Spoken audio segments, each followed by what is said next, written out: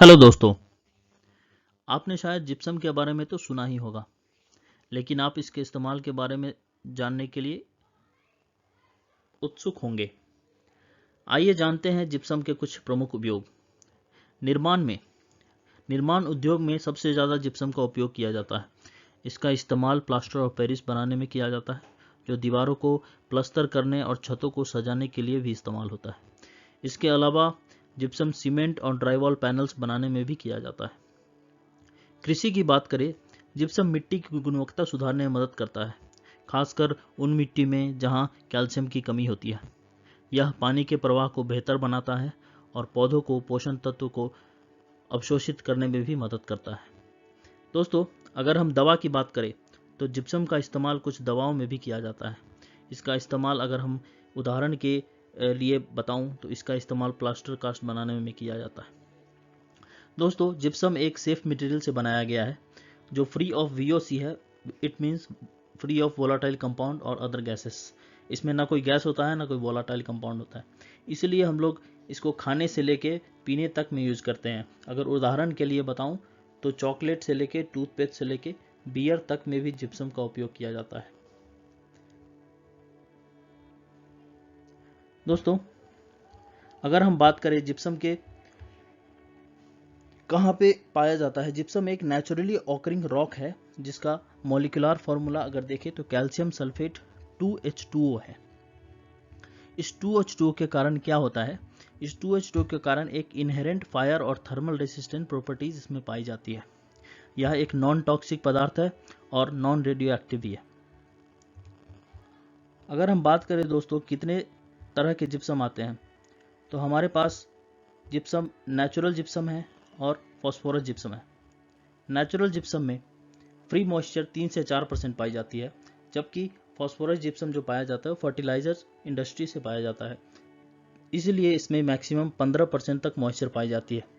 Percentage blending की बात करें दोस्तों तो 60 से 70% नेचुरल जिप्सम पाया जाता है। इम्प्योरिटीज सिर्फ 30% या 40% पाई जाती है, लेकिन फॉस्फोरस जिप्सम में इम्प्योरिटीज 60 to 70% पाई जाती है, इसलिए इसका उपयोग जो है वो बहुत कम होता है। अगर साइज की बात करें दोस्तों तो साइज जिप्सम की साइज जो होती है रॉक में, स्टोन में और कुछ पाउडर में पाई जाती है, परंतु फॉस्फोरस जिप्सम को सिर्फ पाउडर में ही पाया जाता है। दोस्तों, आगे बात करेंगे हम मैन्युफैक्चरिंग की। अगर मैन्युफैक्चरिंग की बात करें तो सबसे पहले क्या करते हैं, सबसे पहले हम लोग फीडर में एक नेचुरल जिप्सम जो पाई जाती है, हमें नेचुरल जिप्सम जो हमारे पास होता है उसको फीडर में डाला जाता है।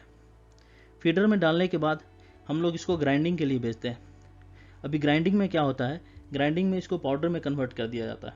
पाउडर में कन्वर्ट करने के बाद जिप्सम कैल्सिनेशन प्रोसेस के थ्रू जाती है। कैल्सिनेशन प्रोसेस का क्या मतलब होता है दोस्तों, पहले गर्म किया जाता है, हीट किया जाता है एक पर्टिकुलर टेम्परेचर पे, फिर इसको ठंडा होने के लिए छोड़ दिया जाता है। इसके बाद इसको स्टोरेज में भेजा जाता है। स्टोरेज में भेजने के बाद दोस्तों क्या करते हैं हम लोग, इसको पानी से और कुछ एडेसिव मिलाया जाता है। इसमें एडेसिव मिलाने के बाद अभी मैं एक प्रोसेस आपको एक्सप्लेन करने वाला हूँ, वो जरा समझिएगा। इस जिप्सम को एक फ्लूइड, एक स्लरी बनाने के बाद क्या किया जाता है, एक कन्वेयर पे डाला जाता है। उस कन्वेयर पे क्या होता है, इस स्लरी को एक पाइप के थ्रू भेजा जाता है और फिर ऊपर से एक पेपर रोल होता है और एक नीचे से पेपर रोल होता है। इस दोनों तरफ से, एक नीचे से और ऊपर से जो पेपर आता है, उस दोनों के बीच में इस जिप्सम स्लरी को डाला जाता है। और साइड में एक स्प्रे मशीन होता है। अगर कभी आपको प्लांट में जाने का मौका मिले तो ज़रूर जिप्सम मैन्युफैक्चरिंग को देखें, बहुत ही इंटरेस्टिंग मैन्युफैक्चरिंग होती है।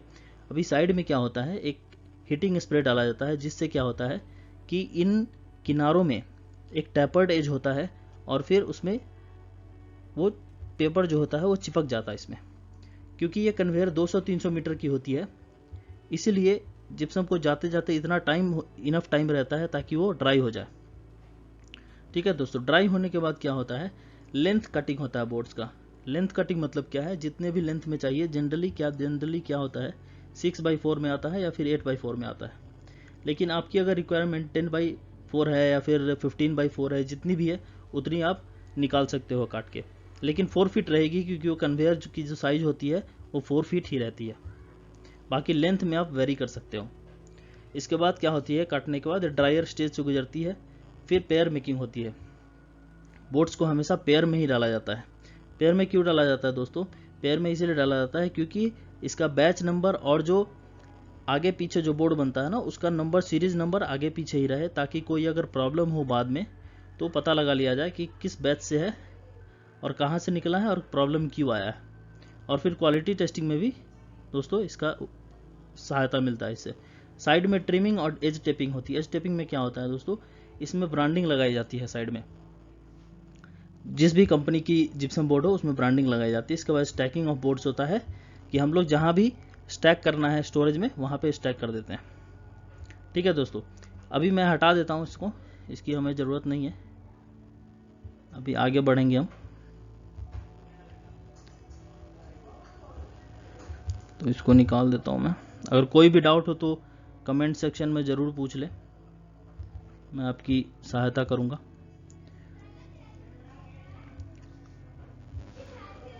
मैन्युफैक्चरिंग में कोई भी डाउट हो तो आप हमें कमेंट सेक्शन में ज़रूर पूछ ले, या फिर कोई फ़ोटोग्राफ्स वगैरह चाहिए होगा तो हमें ज़रूर बता दें। दोस्तों, जैसे मैं बात कर रहा था पेपर लाइन की, तो पेपर लाइन बहुत इम्पॉर्टेंट है। इसमें जो 80% जैसे मैंने कहा, एक ऊपर से रोल आती है, एक नीचे से रोल आती है, उस रोल के बीच में जिप्सम का स्लरी जाता है। तो 80% जो स्ट्रेंथ होता है दोस्तों, वो जिप्सम पेपर बोर्ड में, पेपर में ही होता है, पेपर में ही पाया जाता है। हैवी ड्यूटी क्राफ्ट पेपर होता है जिसमें 3 लेयर पाई जाती है दोस्तों। एक ऊपर की लेयर होती है, एक नीचे की लेयर, 3 लेयर्स ऑफ पेपर होती है। पेपर 150 GSM या फिर 120 GSM में पाई जाती है। GSM मतलब क्या होता है दोस्तों, उस पेपर का ग्राम पर स्क्वायर मीटर में जो वेट होता है, 150 ग्राम पर स्क्वायर मीटर, उस पेपर का जो वेट होगा, अगर 120 होगा तो 120 ग्राम पर स्क्वायर मीटर होगा। जितना GSM ज़्यादा होगा उतना स्ट्रेंथ पेपर में होगा दोस्तों। इसको मैं डिलीट कर देता हूँ, इसकी हमें ज़रूरत नहीं है। इसमें भी कोई डाउट हो दोस्तों तो ज़रूर पूछ लें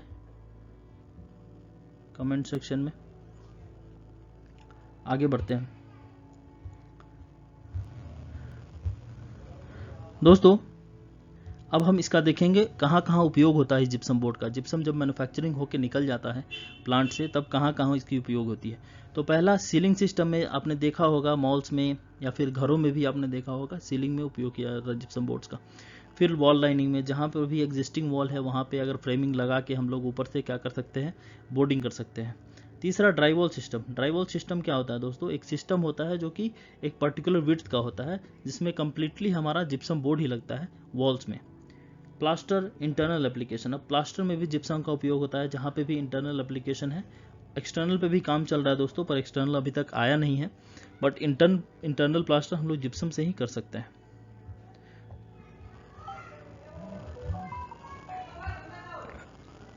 दोस्तों, अगर हम बात करें कोड्स की, अगर आपको कोड्स देखने हैं, जिप्सम बोर्ड कहाँ से आया, किधर से आया, और कितनी विड्थ होती है, कितनी लेंथ होती है, क्या टॉलरेंस होती है, लंबाई की, चौड़ाई की, सभी आपको मिल जाएगी IS 2095 पार्ट 1 में। ये कृपया करके नोट कर ले दोस्तों, IS 2095 पार्ट 1 2011। यहाँ पे मोटाई आपको 9.5, 12.5, 15 क्यों होती है ये सब पता चलेगा, और आपको इसमें टॉलरेंस का भी पता चलेगा, जितनी भी बोर्ड की टॉलरेंस होती है ना, सभी पता चलेगी इसमें। ठीक है दोस्तों, अगर और भी कोड के बारे में आपको जानना है तो अगले सीरीज़ में हम लोग देखेंगे क्या क्या कोड उपयोग होता है इसमें जिप्सम में। तो कोई भी डाउट हो तो ज़रूर पूछ लें। ठीक है दोस्तों, धन्यवाद। चैनल को लाइक करें, शेयर करें और सब्सक्राइब करें। Thank you so much.